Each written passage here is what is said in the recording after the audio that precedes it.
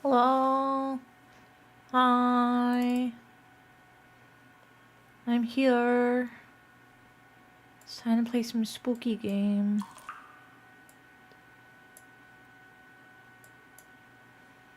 Spooky game.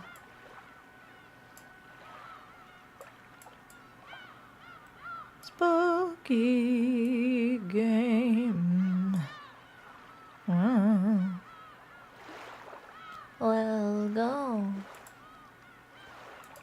Let's just jump right into it, everybody.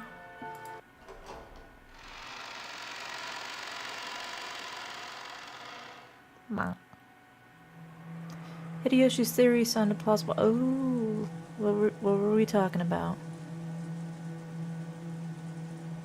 That was careless of me. My apologies. Genji, are there any other keys to the storehouse? No, only this one. Okay, we're recapping. We're recapping at the moment. Where did we leave off? They're trying to figure out how the person that caused the scene of the crime got the key to the storehouse. So we'll go back a little bit. I'm sure it's worth submitting it to the police as evidence, but Cannon usually has it, and he used it to unlock the shed just now. It'll probably have Cannon's fingerprints on it. Also, that key was handed to Genji just now, and he took it with his bare hands. Doesn't look like it'll be very useful as evidence. That was careless of me. My apologies. Genji, are there any other keys to the storehouse? No, only this one. So the culprit walked out of the servant room with that key and then was nice enough to return the key to where they found it? Hideyoshi's theory sounded plausible, but was actually very strange if you thought about it. Why would they go to all that trouble of returning a key they stole? No. If you think about it even more deeply, there are some points that are even more bizarre. When a criminal hides a body, they're usually trying to delay the point at which it'd be found, so they can use that time to escape. The 6 weren't necessarily killed here, but it was reasonable to assume that they were killed somewhere on the island, carried to this storehouse, and hidden to delay the discovery of the crime. And yet, the eerie magic circle scribbled on the doorhouse shutter has eloquently indicated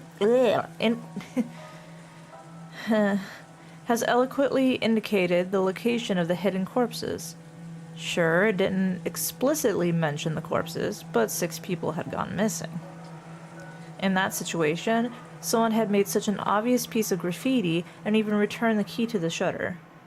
Almost as though they wanted the corpses here to be discovered.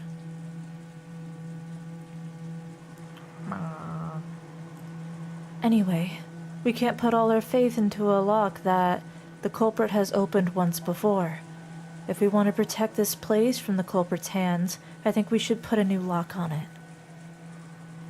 I think that's a good plan. I agree. Genji fished around inside the storehouse and unsealed a brand new padlock that had been inside a small box. What should I do with the key? I will take it. I will take responsibility and hand it over to the police. Natsuhi took the key to the padlock from Genji's hand. After that, they all exited and lowered the shutter. And so, the corpses were once again sealed behind that shutter, which was still covered with that creepy magic circle. Genji crouched down in front of the shutter to fasten the new padlock. Shutters often have a place in front where you can attach your own lock in addition to the main lock of the shutter. This was one of those types. In the midst of the roar of thunder and the pouring rain, the storehouse stood there, ominously. With its closed shutters still covered in a blood-like, creepy substance, it swallowed up the bodies of the 6. To Natsuhi, putting the new lock on wasn't mainly to preserve the scene for the police. She might have felt like she wanted to shut that mouth for all eternity, to prevent that eerie beast from swallowing up any more victims. Come, let's go, everyone. Dr. Nanjo, thank you very much for your work. Genji, hurry and contact the police.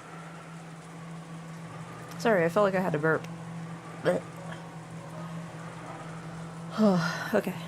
I will do so as soon as I return. The adults left the storehouse. The ghastly magic circle drawn on the shutters kept the 6 bodies in its throat, limbing eerily at the lightning occasionally as the lightning occasionally lit it up. I can read, I swear. Oh, I was so close again. I keep doing that.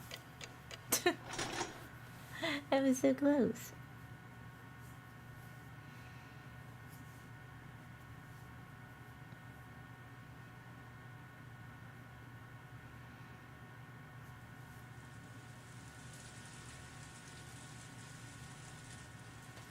All that could be heard was the sound of the rain, the voices from the kids' TV program Maria was watching, and the engrossed Maria cackling voice. In other words, what greeted them as they returned dumbfounded from that horrible, bizarre scene was the voice of Maria as she rolled around laughing at the TV. Those who returned to the room didn't know how to explain to Maria that her mother was dead, and were trapped by a suffocating silence. At first, Maria returned their stares with a dubious look, but when she realized they weren't trying to blame her for anything, she ignored them and again immersed herself in the TV program. The children wordlessly sat down heavily on the sofa. Their minds were probably blank from their state of shock. Everyone had already cried and mourned so much, but now they just vaguely sat there, their faces seeming to have lost all emotion. Only Cannon had returned to his usual calm expression. However, that probably didn't mean that he'd be able to wipe out the shock. Nothing was reflected in his eyes as he stared into empty space. Hideyoshi kept on fidgeting, and every time he remembered that horrible scene, he started muttering about how he couldn't believe it, how it couldn't have been something from this world, how it must have been the work of demons. Every now and then, his murdering produced a question directed at Nanjo, but the latter kept repeating in a calm, doctor-like manner that nothing could be understood only by glancing at the scene, and that until police arrived, they wouldn't learn anything. However, Nanjo only appeared calm next to Hideyoshi, who simply couldn't suppress his agitation and fear. In fact, Nanjo had also received a huge shock, and his face was a deathly pale. Maybe that atmosphere was why she tried to rise to the challenge and take charge. Natsuhi appeared to be unchanged from her normal attitude, and she briskly gave directions. I will go see father. Genji, quickly contact the police. Certainly. I wonder if you would allow me to tag along, Natsuhi. Since Kraus is now gone, that task of eating father has been left to me. It would be improper of me to relax here while relying entirely on you. Natsuhi was struck speechless by Ava's aggressive move in a situation like this. She seemed to be claiming that, with Kraus dead, the one to take responsibility shouldn't be his wife, but herself, the next highly ranked in the family. Or maybe she hadn't been at all happy when Natsuhi took command without reference to her in such an extreme situation. However, even Ava's mind had been blank from shock until a moment ago. She only came to her senses after Natsuhi started giving orders. Just do as you like. Natsuhi started walking without saying a word more. Ava followed behind her. As they did, Kumasawa ran into the parlor. She usually wasn't the kind of person to run around, so under normal conditions, some people would have taken her entrance as a sign that something was the matter. But because everyone was still stricken with shock, they hardly even noticed her. Madam. If you're looking for Natsuhi, she went to see father. She'll probably be back soon. What happened, Kumasawa? You see, in the dining hall there was blood. Blood. The ears of everyone in the parlor twitched. Everyone thought the same thing. I hope I misheard that. Any container can hold so much, and no one here would be capable of handling yet another tragedy. So they all thought it. I hope I misheard that. What happened in the dining hall? When I went to the dining hall to set up for breakfast.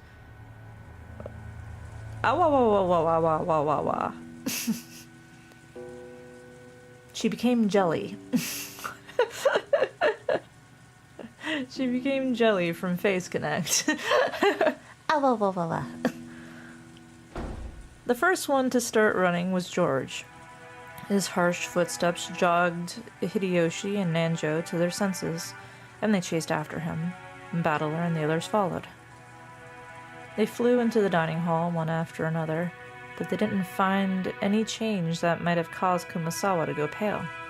To those who had viewed that gruesome scene in the storehouse, it was a bit of an anticlimax.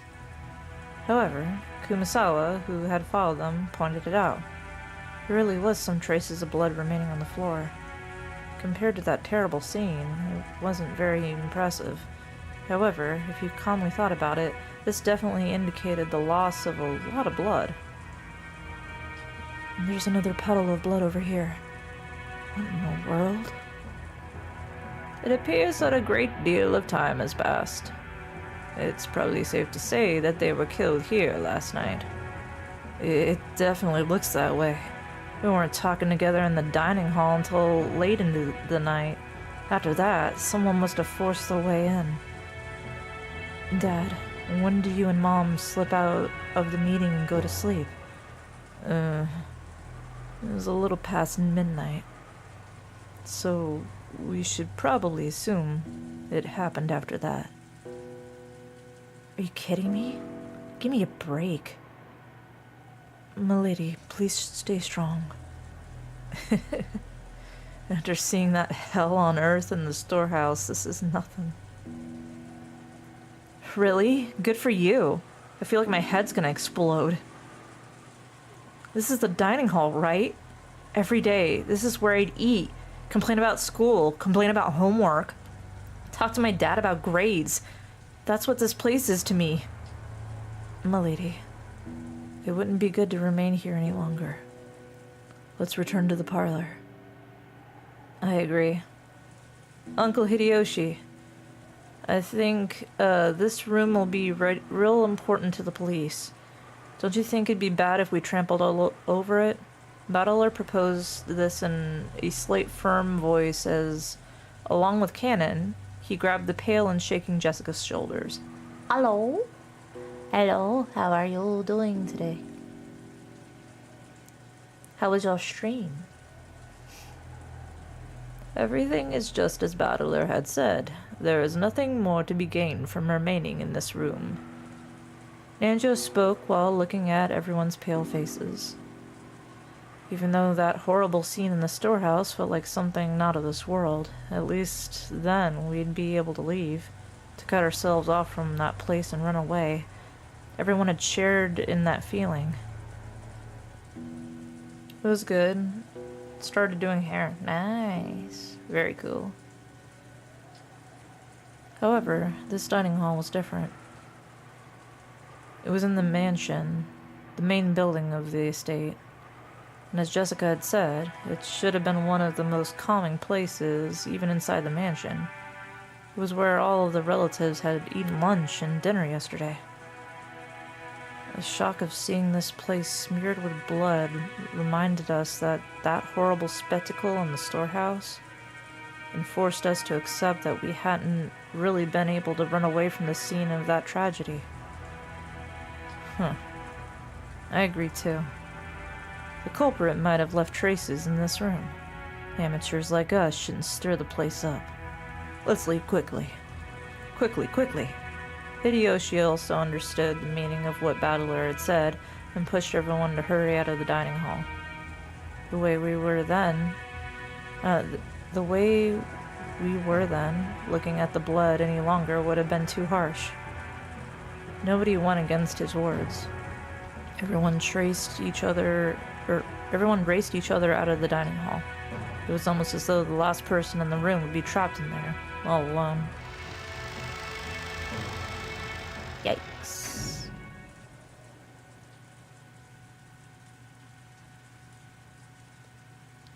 Once in the hall, we lent a hand to Kumasawa, who was still trembling and leaning against the wall, and we all headed back to the parlor together.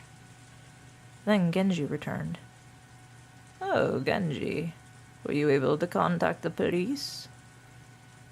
As to that, I'm afraid I must apologize. I don't know if it was a failure of the radio or something else that caused it, but... What the? So you couldn't contact the police? Both the phone and the radio failed? My apologies. A boat will be arriving on Monday morning, and I believe we will be able to borrow their communication equipment. Isn't there a boat on this island? Can't we just take a little trip out to Najima Police Department? Hideyoshi, that would be impossible with this weather. At the very least, we can't do anything until the typhoon passes by. Krause's boat is being repaired and is not on the island. Therefore, you must wait for the boat coming on Monday. How could this happen? 6 people are dead. The phones and the radio aren't working and there's no boat?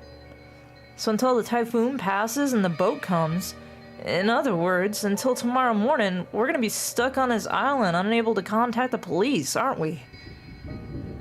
Which means that, not just us, but the criminal who killed everyone is also confined to this island. That certainly follows. The culprit who killed everyone is still here on the island. So the bastard who killed Dad and the others must still be hiding somewhere, unable to escape. Damn it. I'll catch that bastard. No way I'll hand him over to the police. I'll slice him up to bits myself. Oh my god. Maria had finally realized that something odd was happening in the parlor. Rather than noticing something odd, it was probably better to say she felt unhappy and neglected, since everyone was getting excited about something only she didn't know about. Waiting for the cops is like waiting for an Amazon 2-day shipped item that is delayed. Yeah, for real. Well, I mean, this is the 90s. It was a bit better, and also Japan has better fair cops. So, unfortunately, they have high expectations that are now shattered instead of having low expectations that were to be expected. The unfortunate truth of it all. Wait, 90s? Yeah, I'm pretty sure this is the 90s, because Higarashi's the 80s. And then, yeah, this is the 90s. No, it's 80-something. 1989? 1987? Anyway, same theory. The bar is 6 feet under. Oh god. For real. Oh, Jessica, did someone die? The way she spoke was completely calm, just as though she was talking about someone who had appeared on a television drama, as though it was someone else's problem. Jessica probably didn't like that. As though trying to say, "Can't you tell just by looking at me, overwhelmed with grief?" She flared up at Maria. "They all died. Everyone. Everyone. My dad and Battler's parents, Goda and Shannon, and even your mother, too." "Stop it, Jessica. You aren't the only one who's sad." "Maria, I know this will come as a shock, but please listen. Your mother has died." Mama died? Oh? "Yeah, someone killed her. I know it's sad, but stay strong." How many people died? 6 people! 6 people! Damn it, damn it, damn it! How can anyone do something that cruel? There's a limit to how cruel you can be if you're human. I don't know who it is, but the culprit isn't human. There's no way their blood is red. Oh. The culprit isn't human. It's just the... chosen by the... Huh? Maria, did you just say something just now?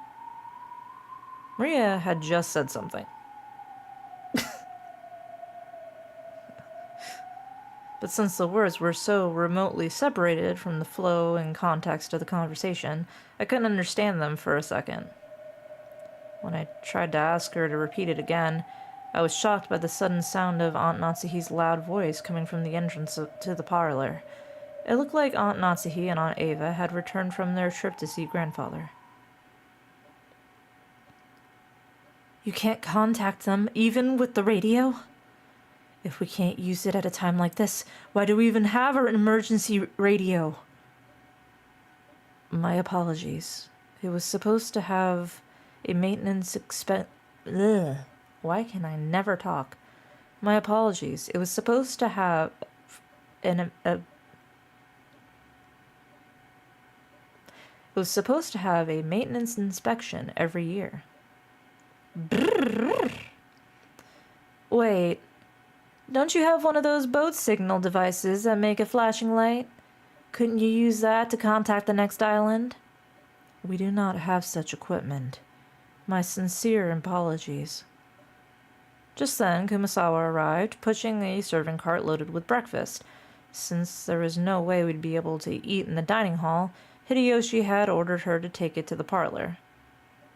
"Why are we eating breakfast here?" Natsuhi, I'll tell you later.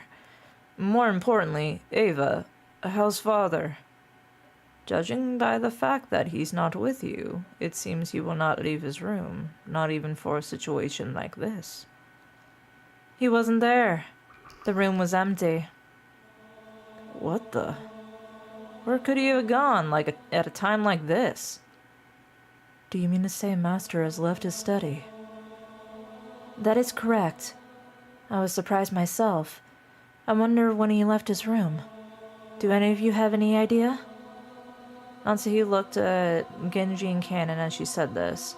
Maybe she was trying to ask whether the servants who served directly under the one-winged eagle knew of a place he might go. However, it was probably the other way around. Their faces made it clear that those who knew Kinzo best realized even more than the rest how impossible it was for him to leave his room. "Even we have no idea." As you all know, within that study, the master had everything from a place to sleep to a bathroom. I couldn't imagine him leaving that room except for a significant reason. "In that case, what? Isn't it natural to assume that one of those significant reasons came up?" "We still cannot be certain that's the case. Anyway, He's a fickle person, so it's possible he went for a walk by himself, unaware of the current situation. If that is the case, then we must act in haste to tell him what has happened and ask for instructions. That's right. Although I don't want to think about it, it's possible something has happened to him, isn't it? I'd rather not even consider such a sinister possibility. No one has seen Kinzo since the discovery of those 6 terrible corpses. On top of that, the phones were broken, the radio wouldn't reach anyone, and there was no way to contact the police. Apparently, the typhoon would leave tomorrow and a boat would come, but until then, no one could rely on anyone outside the island, nor could they escape the island. The tragedy had hit everyone so abruptly that they lost all their composure. Everyone felt a heavy silence. Everyone was impatient. Even though they needed to do something, they couldn't think of anything. So some of them held their heads in their arms while others got irritated. Right now, no one could explain what was occurring on this island, Rokenjima. Spooky. Spooky, spooky. After that, we ate breakfast Kumasawa had made, which felt dry and tasteless. Of course, this was right after something like that had happened. No one felt particularly hungry. However, we understood logically that not eating would weaken our bodies. It would also be rude to Kumasawa, who had made the breakfast. Kumasawa had taken some unusual Western vegetables, ones that Goda had probably ordered for his ultra-elaborate meals, and cooked them in a Japanese style, which made them turn into an unpleasant color. As to what Goda had been planning to cook with those ingredients, right then I couldn't even imagine it. If I did think about it, I'd be reminded of the way Goda died, and a sour taste would fill the inside of my mouth. Everyone pretended to eat for the time being, but of course no one made much progress. Then we began pooling our knowledge of our current situation. First off, 6 people, which included Uncle Kraus, my dad, Kyrie, Aunt Rosa, Goda, and Shannon, had been found in the Rose Garden storehouse as brutally mutilated corpses. And yet, we still couldn't contact the police since both the phones and the radio were unusable. So until the typhoon passed, there was nothing we could do. Furthermore, Grandfather, who we might have hoped would be able to show a little leadership in this kind of situation, had disappeared some time ago. Goda hadn't made breakfast, so Grandfather's stomach must have been empty, and if he had just been taking a casual walk, we should have been able to hear him whining about how hungry he was by now. And despite that, he hadn't appeared. There was more than a small chance that he had gotten caught up in this crime. According to my aunts, on their way back from Kinzo's study, they'd searched for him, calling out on every floor, but were unable to find him. Considering the timing of it all, it's only reasonable to assume that this disappearance had something to do with the crime. We figured Dad and the rest were probably killed in the dining hall and then painstakingly moved to the storehouse, so maybe Grandfather had already been killed and dragged to some strange place, which we simply haven't discovered yet. No one actually said it out loud, but this theory seemed extremely convincing. We will go check that all the windows and doors are locked. We must also conduct a thorough research for Father. The children must remain in this room. Eva and Hideyoshi, I am sorry, but please stay here with the children. I'd like to ask you the same, Dr. Nanjo. I understand. I will wait here. Aunt Natsuhi followed the servants, Genji, Kumasawa, and Cannon out of the parlor. All that was left was Aunt Eva and Uncle Hideyoshi, Dr. Nanjo, and the 4 of us children, a total of 7 people. Let's all stick together and maybe watch some television while we wait. Though I doubt we'll find anything good in the middle of the day on a Sunday. Uncle Hideyoshi started acting cheerfully, trying to brighten up this gloomy atmosphere. Oh, good show. Watch it, watch it. Oh. Oh, really? You want to watch TV, Maria? Then come and watch it with your uncle. Maria was the only one who joined in. Even though Maria had been told her mother's death, she didn't show the slightest flicker in her emotions. Was it really normal for a 9-year-old girl like Maria to act so much like a very young child? Everyone else's mood failed to improve, and they all sank absent-mindedly into their sofas. Big bro, can I ask you something? What is it? Just now in the storehouse, you said something about Shannon and a ring. Did you give that to her? George didn't answer, but he hung his head and closed both of his eyes. There could be no clearer response. Quit it, Battler. Figure it out yourself. You're right. I shouldn't have asked. That's right. It was me. Last night, I proposed to her. That was when I gave her the ring. I told her that tomorrow she should put it on whatever finger she wanted as her answer.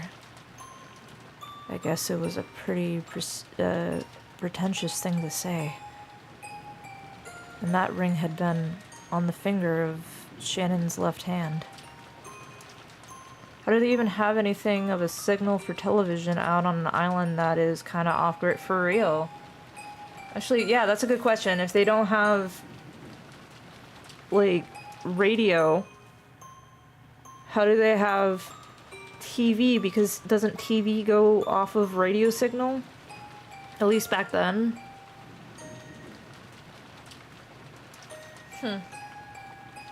Good question, good question.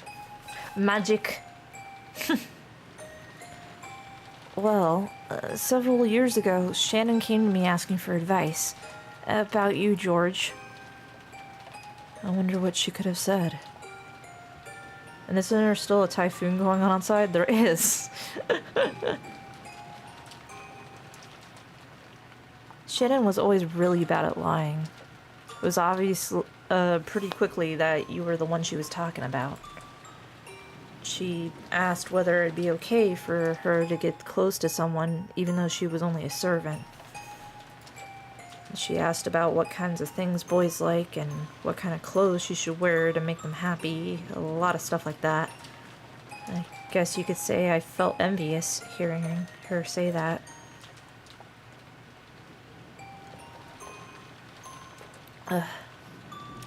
So then she was given an engagement ring. And it all ended right there. Different people value things differently. But being proposed to by a man, well, it can be the high point of your life. So I'm sure, last night, I'm sure Shannon was happy from the bottom of her heart. Happier than she'd ever been since the day of her birth. George sighed deeply without raising his head. Or maybe tears had risen into his eyes. Damn, even magic is better than Comcast. It seems Shannon was on duty in the guest house last night. But because she was too embarrassed to go back to the guest house with me, she went over to the mansion. Think about how Shannon must have felt. When you receive an engagement ring, there's no matter how much warning you've been given beforehand, it's perfectly normal to get excited that your mind goes blank. She must have been incredibly embarrassed. And then Shannon went to the mansion, even though she hadn't been assigned there. Helped Goda with his work, and got caught up in the crime. If only I hadn't given her that ring on that day, in that place, Shannon wouldn't have, Sayo wouldn't have been caught up in that crime. Big bro, that's the one place where you're wrong. It's definitely wrong. So don't cry anymore. Oh, sad. Big sad. Battler, let's leave him be. After Aunt Ava said that, I stopped talking to him. Misplaced words of comfort might actually do more harm than good. Jessica sat down next to Big Brother and put an arm around him. Maybe only Jessica, who had known about Big Brother and Shannon's love since the beginning, and who had even discussed their relationship with Shannon, could comfort Big Brother now. I went over to Aunt Ava and sat down on the opposite sofa. Battler, you really are strong. Looks like you've kept a good hold on yourself. Well, look, the depth of love becomes the depth of the wound, right? After all, it's not like how that old bastard died has anything to do with me. I feel bad about Kyrie, but, well, she wasn't actually my parent. My. If that's so, you certainly were crying a lot back then. Oh, I did think at least that much crying was due as gratitude to the parents who raised me. The speed of the changeover and that dry tone must have come from Rudolph. That kid would always get violently happy, sad, and angry, but he'd always regain his cool immediately afterwards. It's nothing like that. I haven't really been able to get over the shock yet. I think the only difference between me and everyone else is the kinds of emotion it stirred in me. What do you mean? I've been acting much calmer than George and Jessica. That wasn't because my sadness was any less intense or because I had already recovered. My sadness was simply getting replaced gradually with different emotion. Rather than sad, I'd say I'm more pissed off. What bastard did this and where? The music.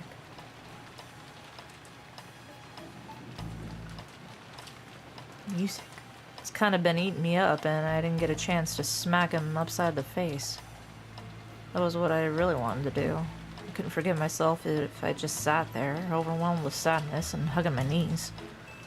Since the time Dad and the others were killed, this island has been covered by the typhoon. Which means the bastard responsible for all this is still somewhere on this island. Yeah, that would seem to be the case. I wonder if they're hiding somewhere in that dark forest even now. I felt like I had a very similar conversation with Kyrie the night before. That's right. After the letter from the person claiming to be Beatrice appeared on the dining table last night, we talked about whether or not a 19th person actually existed. Aneva, do you think this murder has anything to do with the letter from Beatrice last night? Oh, that one? Well, I wonder. All the siblings agreed that the mysterious letter was sent to further complicate the problem of father's inheritance. As to whether that and the case of this morning are related, it's impossible to tell at this stage. Was the letter really given to Maria by some witch called Beatrice? How could it be? All of it was a farce devised by father, wasn't it? He made Shannon or someone wear that dress from the portrait and trick Maria, right? Isn't that just some kind of overly intricate prank father would pull? Last night, I talked with Kyrie about whether Beatrice actually exists, and Kyrie also said that Beatrice was probably one of the 18 of us. Isn't it obvious? There's no one else on this island besides us, right? Then there must be someone among us who's pretending to be Beatrice. There's no one else but us on this island, you think? Obviously, right?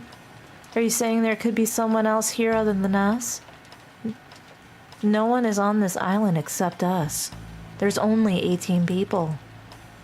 So the one pretending to be Beatrice has to be one of those 18. Kyrie denied the existence of a 19th person by spinning the chessboard around. Even though Aunt Ava hadn't constructed an argument that complicated, her opinion at least was the same. Except, if that's the case, our situation starts to look very ugly. At the time of Beatrice's letter, the whole thing could be passed off as a prank set up by someone or another. However, if we're assuming there's no 19th person, we can't ignore this anymore. In other words, if there's no 19th person, then the culprit who killed Dad and the others is one of the 18, right? So in other words, the person who killed them is one of the people inside this very mansion right now. Aunt Ava smiled meaningfully. It looked like she thought this conclusion should have been obvious from the very beginning. The culprit carried the bodies of those 6 into the storehouse, but even that was an impressive feat, don't you think? That shutter is always closed and locked, right? In other words, in order to carry them into the storehouse, the culprit would need to unlock the shutter. Understand? Is it possible the shutter was left open by mistake that day? The servants said that it was always kept locked. In other words, unless the culprit took the key from the servant room, there's no way they could have opened the storehouse. I wonder if the key in the servant's room was the only one. Kenji said that was the case, which means the culprit knew where the single key was kept and took it. Just now I watched when Cannon returned the key to the servant room. The wall was packed with keys, and I don't think a novice would know where or what those keys went to. The culprit was miraculously able to let the storehouse key among all those. Furthermore, even though the key didn't have a tag or anything sticking to it, they knew it was the key to the storehouse behind the rose garden. And that means they also knew where the storehouse was. I'll say it even clearer. The culprit knew the inside of the servant's room well. Her argument was extremely plain and clear. If the bodies had been thrown somewhere in the bushes of the rose garden, there wouldn't have been much to go on. However, if there was only one key to the storehouse in the servant room, and it was stored with such a large group of keys, a novice would not be able to tell them apart. This meant the culprit was someone who went into the servant room a lot and was familiar with the location of the keys. The family members didn't normally go into the servant room, which meant that one of the servants is the culprit. I'm sorry, but even I can't tell you any more than that. However, if I tell you one thing, what's that? It's reasonable to think that the culprits are multiple in number and fairly well armed. They'd have to be, wouldn't they? They had to assault the four in the dining hall and kill them, drag a total of 6 bodies all the way to the storehouse beyond the rose garden, and arrange for that disgusting makeup and the graffiti on the shutter. There's no way that a single culprit could carry out all that on their own, right? Oh, posture check. Thank you. It made sense. It probably would have been possible for a single person with enough time, but it would take so incredibly long. It was probably safe to assume that a significant number of people were involved.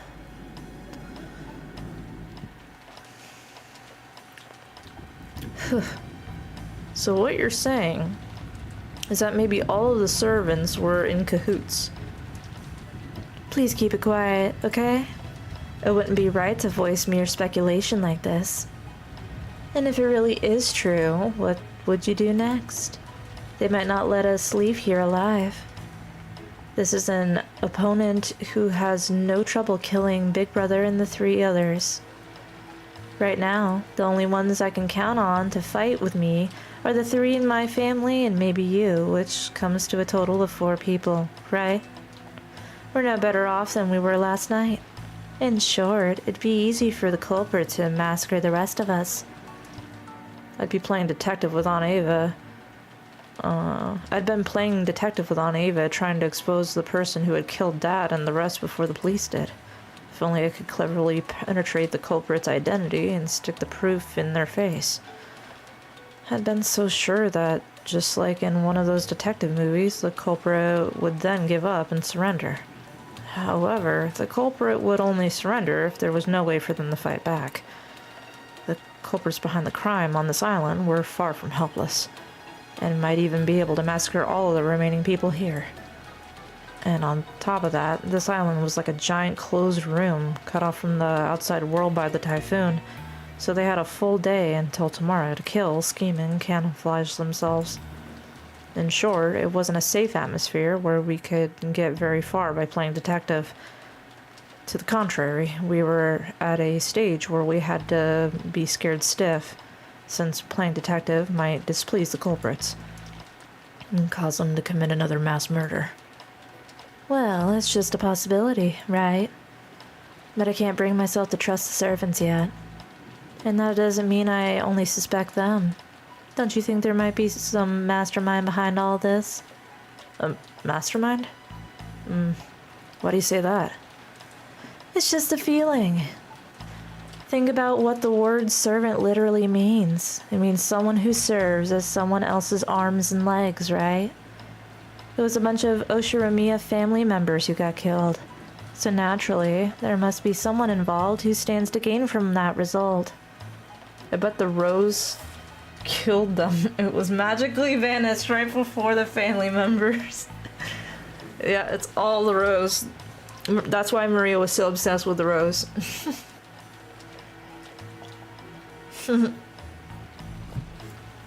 She was like, told you so. Oh, told you so. Airtight. This was also plain and clear. The Oshiramiya family had been right in the middle of discussions about how to distribute the inheritance when grandfather died. If this case followed the standard form of any classic mystery novel, the crime was definitely caused by someone with ties to the Oshiramiya family and who was involved in the inheritance problem. Aunt Ava had probably read a few books in the genre herself. Her argument may have had a few blind assumptions in it, but it was a standard conclusion that anyone might have reached. I think most people would end up suspecting the servants, even if they're used to different reasoning to get there. Especially the story about the key to the shutter. That made it very easy to suspect that one of the servants was involved. And that's why I don't like it. What do you mean you don't like it? Nah, just talking to myself. I tried to dodge her question by joking, but I couldn't erase the sense of unease welling inside me. After all, her conclusion was such an easy one to reach. A conclusion that anyone could reach. And I just couldn't be satisfied with that. If I tried spinning the chessboard around like I learned from Kyrie, this was exactly why a servant couldn't possibly be the culprit.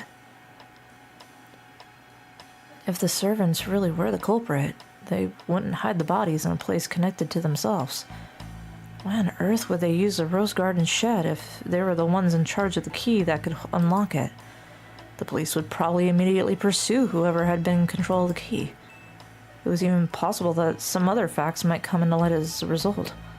The more we think about the servants as a culprit, the less reason they had to carry the bodies into the storehouse. But what if they knew we'd think that and put the corpses in the storehouse for that very reason? No, that's completely impossible. When the police come in and inspect the scene of the crime, they'll probably be able to uncover many things. No matter how carefully the culprits carried out the murder, some traces will definitely be found. In other words, they had everything to lose and nothing to gain. I knew it, the rose. If you think about it this way and look at the murder game from the culprit side, it's hard to imagine why they'd want to call attention to the corpses.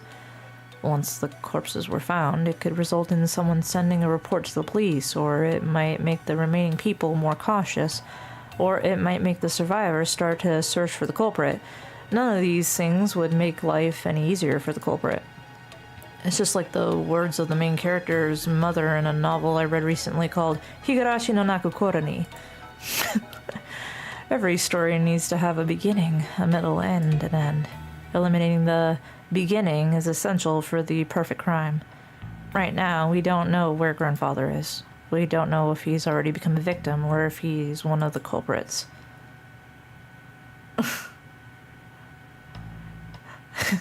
Cookies.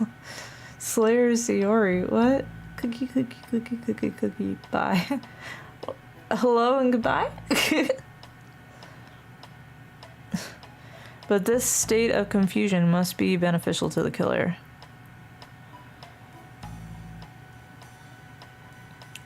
The culprit has absolutely nothing to gain by showing us the bodies of such an obvious way and making us all realize there's been a murder. In fact, this is the perfect place to spin the chessboard around. In other words, showing us the corpses in such a flashy way must be the culprit's goal in and of itself.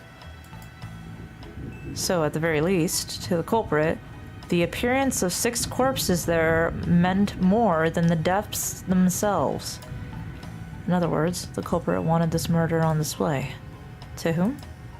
To us. This is a message. The culprit's trying to shove something in our faces. I don't know what that is.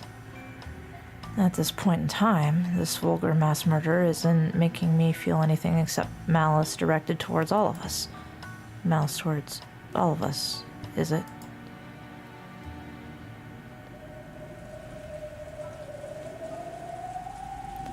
Each one of the survivors has some kind of connection to one of the 6 victims. Uncle Krause's death brought Jessica the grief of losing a family member. The death of Dad and Kyrie brought me sorrow, while Aunt Rose's death brought Maria sorrow. Maybe. Goda's death probably shocked his fellow servants, and Shannon's death brought grief both to George, who proposed to her, and Cannon, who had loved her like an older sister. Everyone now on this island has received an equal amount of sadness. Aunt Ava was sure that the servants were in cahoots, but then how could you explain the death of Goda and Shannon? At any rate, by this argument, the grief caused by the 6 deaths hit everyone but Aunt Ava and Uncle Hideyoshi. Even Aunt Ava, who had directed suspicion at the servants and acted as though she herself was beyond suspicion, could not be ruled out as a suspect. In the first place, she was able to argue that the servants were suspicious by focusing on the shutter's key, but if you look at it from a perspective of motive and who would gain, Aunt Ava's name rises to the top of the list.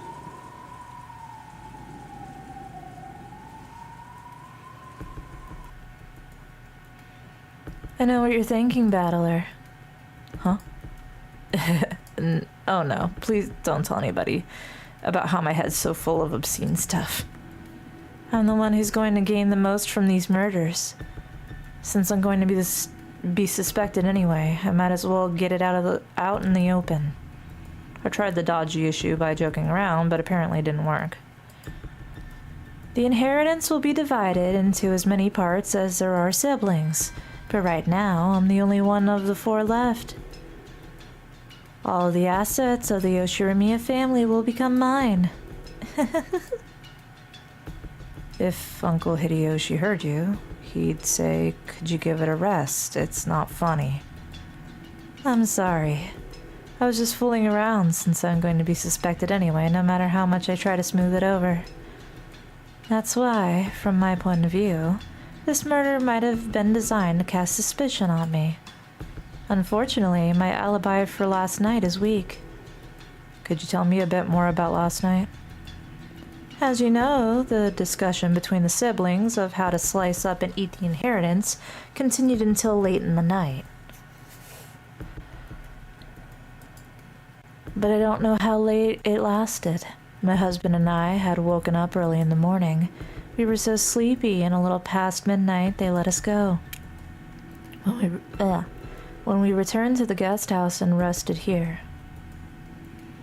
Can anyone other than Uncle Hideyoshi prove that? No, it's not like I suspect you or anything, okay? Oh, are you sure about that? I don't know if it counts as proof, but when we returned to the guest house, we were greeted by Genji, who asked if we needed a towel. I think that would be enough to prove we returned to the guest house a little after midnight. Though, if my theory was correct, the servants would all be in cahoots, and that wouldn't actually make for much of an alibi. Hey, you've got a point there. I guess that means I'm playing detective with the real culprit right now, huh? However, let me say one thing for my honor's sake. If I was after the inheritance, I'd never commit such a bizarre set of murders. After all, if I just wanted to make them forfeit their rights to the inheritance, it wouldn't matter to me how they died. It'd be much smarter of me to try and make their deaths look like an accident. Especially if you're assuming I laid out some careful plan that involved even the servants. You got a point there. If you're killing someone for personal gain, you definitely shouldn't make it look like a murder. Exactly. That's why I'm in such a blue mood. The police will probably treat me like the mastermind and investigate all kinds of things. Not fun at all. Aunt Ava shrugged with a bitter smile. It was just as easy to suspect Aunt Ava as it was to suspect the servants. So if we spin the chessboard around, does that make it impossible for the culprit to be her, suspicious as she was? However, if that sort of argument always works, then motive can never help us in any way. No, that can't be right. Knowing the motive must give us powerful clues towards knowing the culprit. That's why murderers from all time periods disguise crimes in complicated ways, cleverly preventing their motives from being discovered. I don't get it. I just don't get it. Every time I spin the chessboard around, it keeps flipping from front to back and back to front. Are my thoughts bringing me closer to the truth? Or are they just...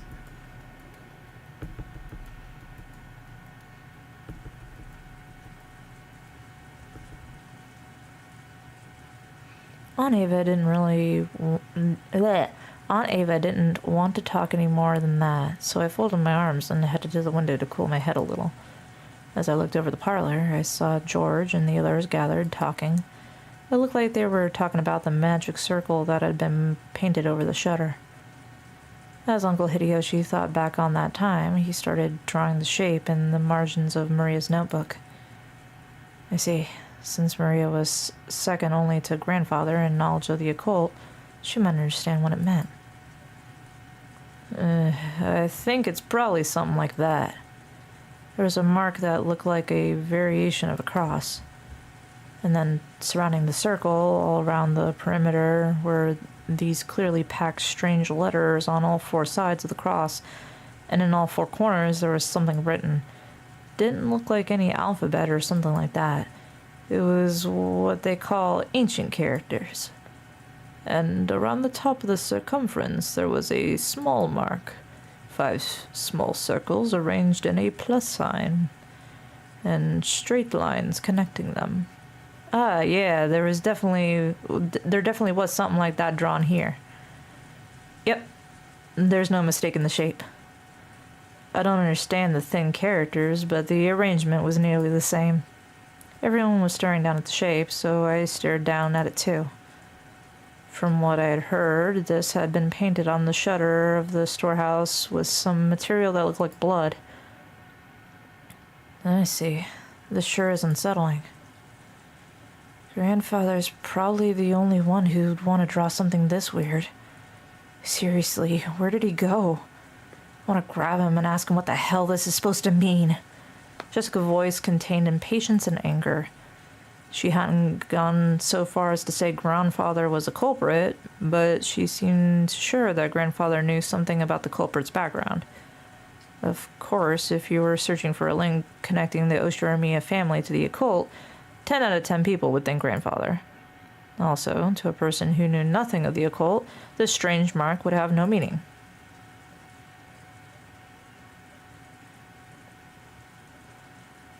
Face? What face? What face? Did I make a face? Which meant that this might have been something addressed to grandfather. That's right. And the reason the crime was shown to the survivor was so they'd find this. In that case, where had grandfather, the essential recipient of this message, disappeared off to? Battler's face earlier? What, the grin? The bitter grin? Does this shape ring any bells? Maria looked at the shape with a serious face. Maybe she was enthusiastic because this was her area of expertise. However, her appearance was that of someone separated from the event at hand, as though this thing hadn't been drawn on the shutter close around her mother's corpse. My first impression was that the design resembled the German cross. Ah. It certainly does have that kind of design. Does that mean it has something to do with Germany? The Germanic cross was originally a crest from a religious order of knights and was supposed to protect pilgrims traveling to sacred places. So, in other words, this magic circle might have been some religious meaning? This is starting to sound like gibberish. When I looked over at them, preparing to jump into the discussion, something shocked me. Maria was smiling, an eerie and incomprehensible expression on her face. It was almost as if she was making fun of everyone's ignorance. It was an expression I wouldn't have dreamed to find on Maria's face. And she laughed. That eerie, jarring laugh was something I didn't want to believe was possible, even though I was looking at it right in front of my eyes. The little shit-eating grin. Look at that face.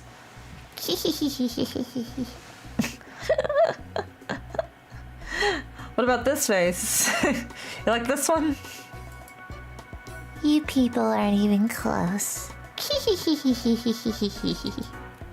Can't you tell just by looking?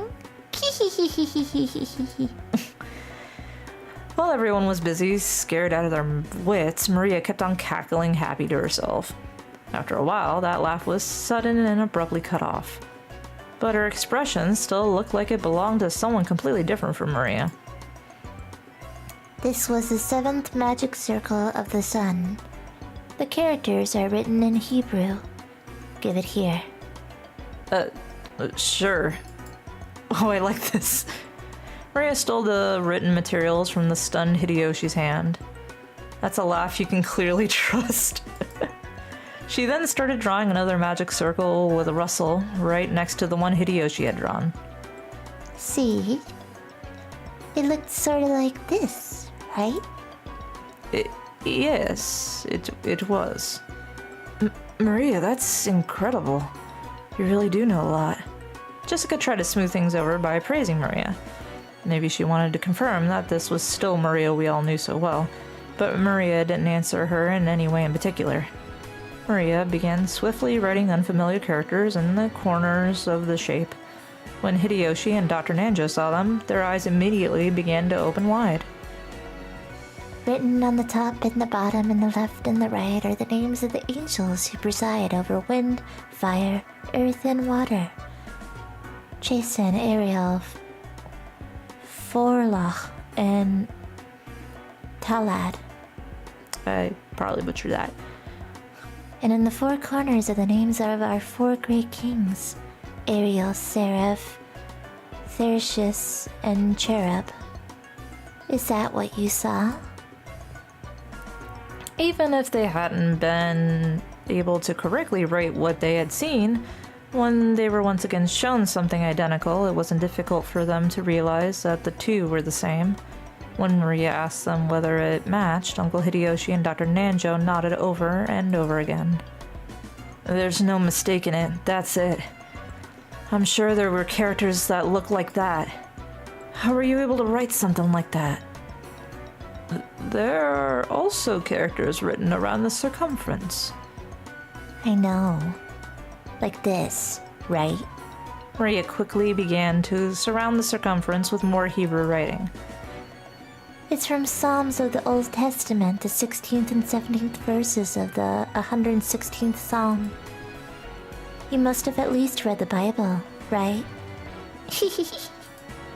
Acting as though knowing this was only common sense, Maria laughed. For a while, everyone, including me, was at a loss for words.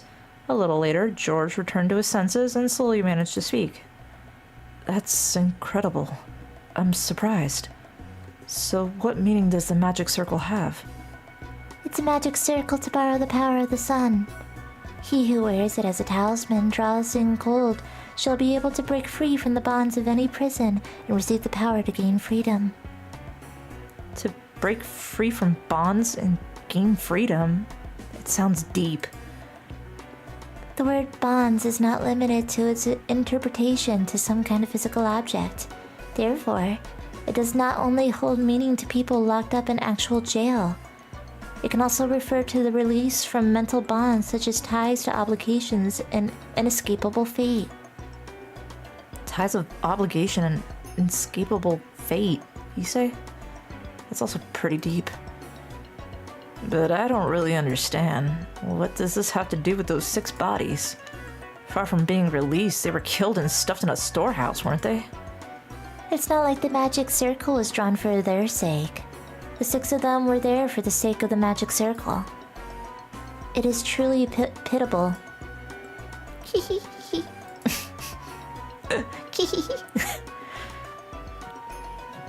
Pitiable. What do you mean? What in the world do you mean when you say the 6 of them were for the sake of the magic circle? Maria lifted up her pointer finger and wagged it as if she were making fun of us. That's written around the circumference. Can't you read it? Psalms chapter 116, verse 16-17. I'll read it for you. The Lord has freed me from my chains. I will offer you the sacrifice of thanksgiving, and will call on the name of the Lord. See? See, you say? I've got no idea what you're talking about. You're saying they're human sacrifices? If what Maria had just read aloud was a vital part of the magical circle, then it was saying that the sacrifice had been offered in order for this magic circle to be effective. So, human sacrifices had been offered inside the storehouse where the magic circle had been drawn. A heartbeat later, everyone else seemed to reach the same conclusion. Some people were shocked, and others spat out that this was insane, and they punched their knees. This was starting to get incredibly disturbing, and we couldn't accept it or understand it. I don't care what kind of magic circles and curses other people believe in. I won't pick a fight with them. But did they really kill Dad and the rest as sacrifices for crap like that? I just couldn't stand that feeling. Compared to this, I preferred it when we were still disgusted by the theory that about the fight over the inheritance. As I started getting pissed off with a feeling between anger and sadness, I broke from the circle everyone was in and returned once again to the window. Something had gone insane since yesterday. There was that letter from the witch, Beatrice, that Maria had read aloud at last night's dinner. Ever since that point, it felt like like this whole mansion and this whole island have been getting more and more firmly locked inside some kind of bizarre world. That's right. When I think back on it, that letter was an invitation from the witch. The ruler of the nighttime island had invited us, inhabitants of the day, into another world. The phone and the radio had been interrupted, and the island was cut off by the typhoon, so you really could call this place another world cut off from the real one by now. Yeah, as this island is now, it's perfectly normal for a witch to send us letters for a human sacrifice to be offered up for the sake of a magic circle. So what will happen next? Will some weird people wearing goat masks start doing the Bon Festival dance or something? It's hopeless. I don't get it. The inside of my head's all screwed up and I don't even know what to think. Anger, sadness. The opposing emotions all swirled up together and they started to suck me in. Unable to resist, I could do nothing but cover my eyes with my hands and trust my mind and body as I started getting sucked in.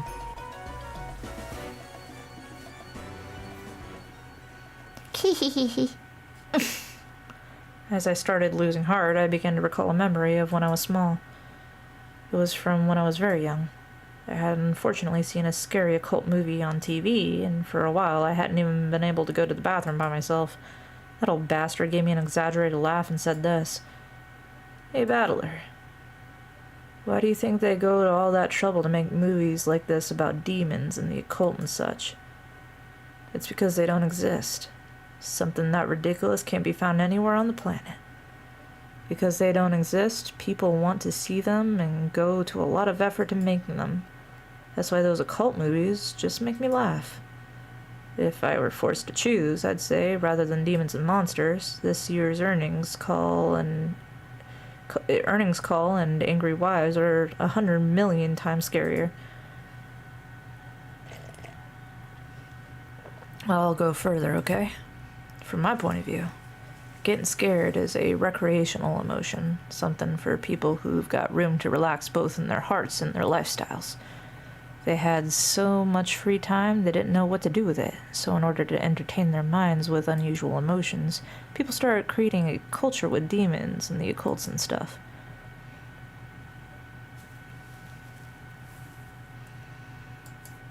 Seriously, why have I been acting so damn thick-headed? I was totally taken in. Don't try messing with me. This is a human world. I don't give a damn about witches, demons, magic circles, and sacrifices. The human who killed Dad and everyone else is still on this island. That's all there is to it, right? The next person who started to speak in my heart was Kifé. You see, in both chess and shogi, when you reach the very, very last stage of the game and get closer and closer to cornering your opponent, the number of optimal moves you could possibly make gets smaller and smaller. Therefore, if you're backing someone against the wall, or if someone's doing the same to you, both players' moves become infinitely easier to read. In other words, when you completely cornered and you think that you have no moves left, that is the moment when it's easiest to read your opponent. However, when a person is forced into a defense position, they can't help but lose their ability to think clearly, so they aren't able to get their minds around their opponent's moves. That's when you spin the chessboard around. With all my strength, I slapped my face with both hands. Now my eyes were truly open. When you don't understand anything, and you're completely cornered just like I am, isn't that the perfect time to spin the chessboard around? Well, on the defensive, we can't even guess at the culprit scheme. If we spin it around and look at it the other way, just what might we see? First off, at the time of the culprit committed the murders, they knew the island was being cut off by the typhoon. Therefore, they should have understood that even if they carried out the murders, they wouldn't have been able to get away early in the next morning. In short, the culprit had begun without securing a way to escape. Furthermore, that bastard tossed the corpses into the storehouse, and was even kind enough to say, "Here they are," with the weird bit of graffiti. In other words, since we'd probably find the corpses sooner or later, they'd want to show them to us. If we'd all been dim and hadn't noticed the storage shed, the culprit's goal would not have been achieved, would it? Fun fact, spinning the chessboard in the middle of the game is considered cheating. If you think about it this way, that bastard of a culprit, since this morning, they must have been watching our every move with bated breath. After all, if we hadn't been so kind as to discover what was on the storehouse, all of that hard work and preparation they did last night would have just gone poof. What did the culprit want to make us feel by showing us the corpses in the storehouse? All 6 of the bodies had their faces notably destroyed. Was it a grudge? A warning? The defacement of the bodies had occurred after the death, so it hadn't been the means by which the culprit had been killed. The culprit had killed. It didn't mean anything to those who had been killed. It did have meaning to those who found the bodies. The culprit wanted to make it appear that they had been killed so brutally. After thinking this way, I really want to tell that bastard to stop taking me so lightly. Who'd just dance on that tune? If you're told, "Please be scared," you can't just say, "Really, sure thing." When someone tells the great Oshiramiya battler, "The entrance is right here," I'm the kind of guy who will start wanting to sneak in through the window. The next thing that had me concerned was that so-called magic circle on the shutter. As Maria, who had showed that her knowledge of the occult rival grandfathers, had recognized that magic circle was genuine. They must have been drawing that thing in pitch black darkness, taking a lot of time and holding an umbrella in one hand. Isn't that amount of hard work perfectionism impressive? What purpose would have been worth all that effort? If we're looking for a fan of the occult in this mansion, most likely all of us would naturally suspect grandfather. Did they want to make us think grandfather was involved? But if that's all they wanted, they could have just drawn any old scribble that looked like a magic circle. It wasn't like any of us amateurs would be able to tell the difference between genuine and fake.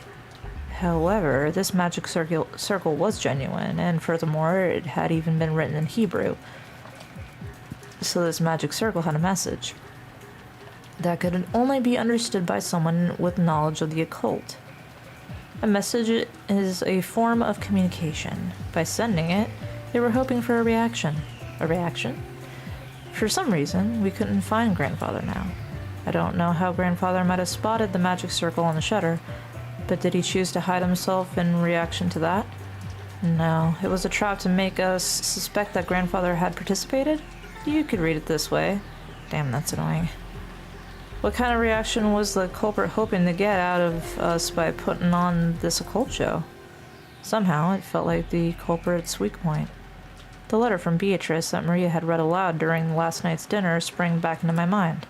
This was a freak who asked us to enjoy a battle of wits. Isn't that interesting? This is a battle of wits between us and the witch. Will we be sucked up by her occult game first? Or will we put off her fake skin first? Will we pull off her fake skin first? There's a whole day until the typhoon passes. Why not enjoy ourselves?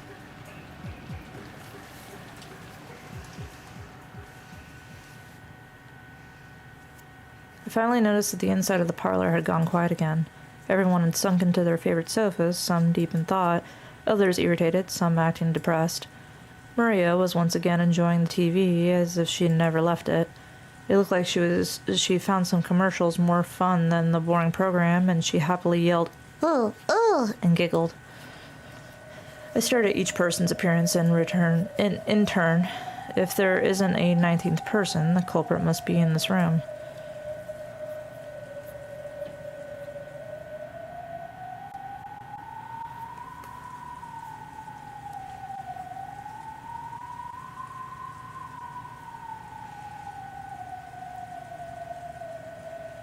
It was a kid.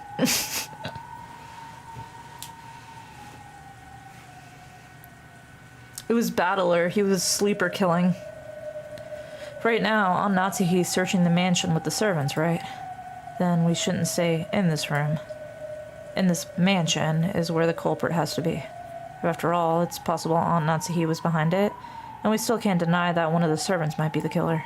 Anyone could be guilty. Still, Aunt Natsuhi and the rest sure are taking their time. Of course, it's not a small mansion, but isn't this taking a little too long just to walk around, check the windows and doors? Just as I was thinking this, Aunt Natsuhi and the rest returned. Not one of them was missing, but our relief was short-lived. Everyone looked at Aunt Natsuhi in shock. The talk I had with Aunt Ava started to creep back into my mind. The possibility that the culprit had enough in numbers or weapons to kill all of those 6 at once. Forgive me if I startled you. I brought this to be prepared for the worst. After all, that thing in Aunt Natsuhi's hand was a rifle. At a glance, its silhouette looked a lot like a hunting gun, but it was unusually short and kind of looked like a kid-sized weapon. However, it had a weightiness to it that made it clear it was no kid's toy. That gun is Kinzo's, isn't it? Did you know about it? That's right. I remember it was Father's old collection. It was in Father's old collection, and I managed to find it. Whoa! Awesome. Natsuhi, is that thing real? Yes, it's real. It can fire live ammunition. Long ago, Father used it to scare away wild birds. Ah, that takes me back. Where did you find that thing? No matter how much I asked him to let me touch it, he never let me lay even one finger on it. Oh, Grandfather had one of these? I didn't know that. Long ago, Grandfather was really addicted to cowboy films. That generation really liked this kind of rifle. Is that a Winchester? But I've never seen one that short before. Ah, I remember. It's that gun. That really takes me back. That's the one Steam McQueen fired off in Wanted Dead or Alive. Father sure has good taste. It is an item that the master ordered specifically from America long ago. As you can see, it is a working gun, so please don't tell anyone about this. He was quite fond of it after he managed to acquire it. It seemed the workings that ejected the cartridges were more interesting to him than shooting it, and he played around with it back in the forest all the time. Ho ho ho ho. Still, it's rather disturbing. Are you sure you should be dragging this out? This is to prepare for the worst. There was probably more than one offender involved. Furthermore, those horrible people killed 6 of us, including my husband.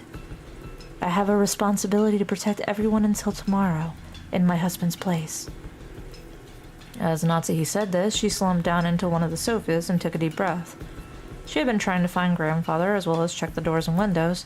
Since grandfather wasn't with her, she probably still didn't know where he was. I carefully checked all the doors and windows throughout the mansion. However, we must be prepared for anything. Everyone, I think it would be best if we all remained here. Oh, good point. If everyone's gathered here, then we can all feel more secure by keeping an eye on each other. What do you mean by that, Eva? Nothing, really. I'm just agreeing with your opinion, aren't I? There was a stormy atmosphere between the two of them. If you think about who was the most suspicious from the inheritance problem standpoint, Aunt Ava was the obvious answer. However, there was no proof that Aunt Natsuhi was innocent. No, if you view Beatrice's letter as one of grandfather's complicated pranks and think of it as a crime, of this crime as an extension of that, there's more than enough reason to suspect even grandfather. Also, Aunt Natsuhi thought the criminal was one of on the outside, but Aunt Ava thought the criminal was one on the inside. In short, it was a question of whether or not a 19th person existed. That same question had been repeated endlessly since last night's dinner with the letter from the witch who called herself Beatrice. So, was the culprit among us or not? And did the witch Beatrice exist or not? If you assume that something as stupid as a witch can't exist, you're basically saying that one of those relatives here who share a common bloodline is the culprit. If that was too unpleasant, it'd be much more comfortable to simply accept the fairy tale-like character of the witch. Among Us. A witch? A witch drawing a bizarre magic circle and offering human sacrifices? If I could accept that rubbish, I'd be able to trust the people in this room. However, damn common sense got in the way. Kept repeating that witches don't exist. In that case, the culprit must be among us. In the middle of the seemingly endless rain, none of us could break the silence.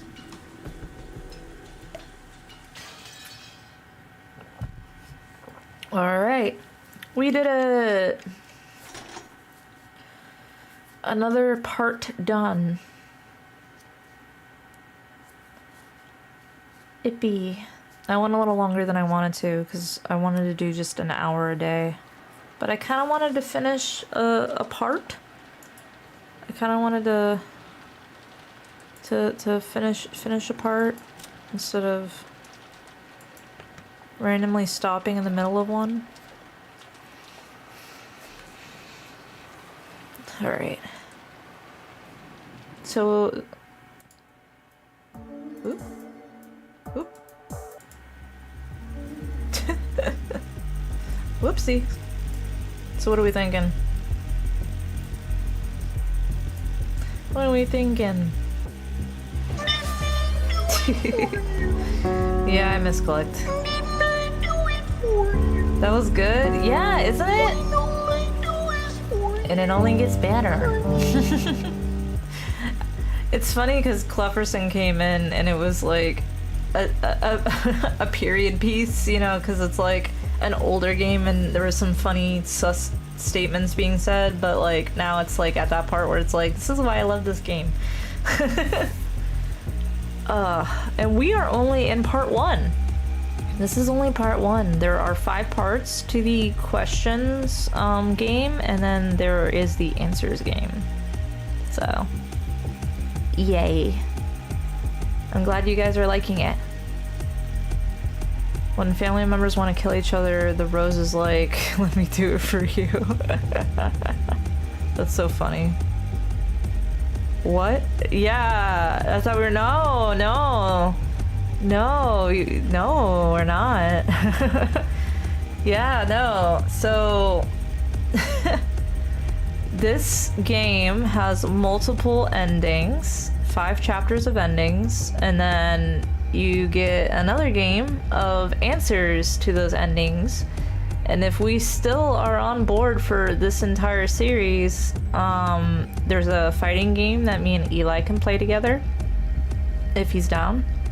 And then also, the creator of these games had made Higurashi no Nakokoro ni and Saikonyo no Nakokoro ni, so those are also options for us to play too, if you end up really liking this style of game. I love them, so I'd be happy to read them. Because I don't think any of them have choice options.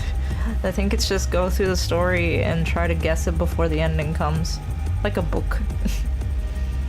I'm thinking that Kinzo needs a spin-off where he's just playing with the gun in the woods. For real. He also made Silent Hill F that recently... Yes, that's right. Silent Hill F is made by the... written by the same individual who wrote these games. Ryokushi 7. Yeah. So... Yeah, if you've been seeing Silent Hill F, same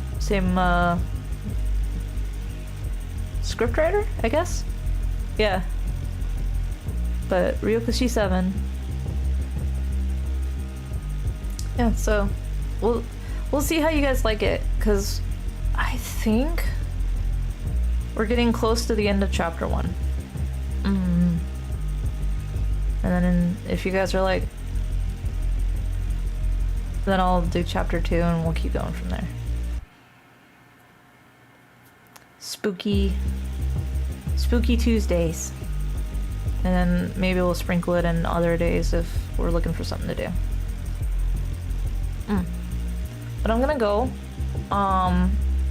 I've got a bunch of chores and commissions to do, and also I'm going to try and power through with Eli all the Chainsaw Man episodes so that we can see the movie.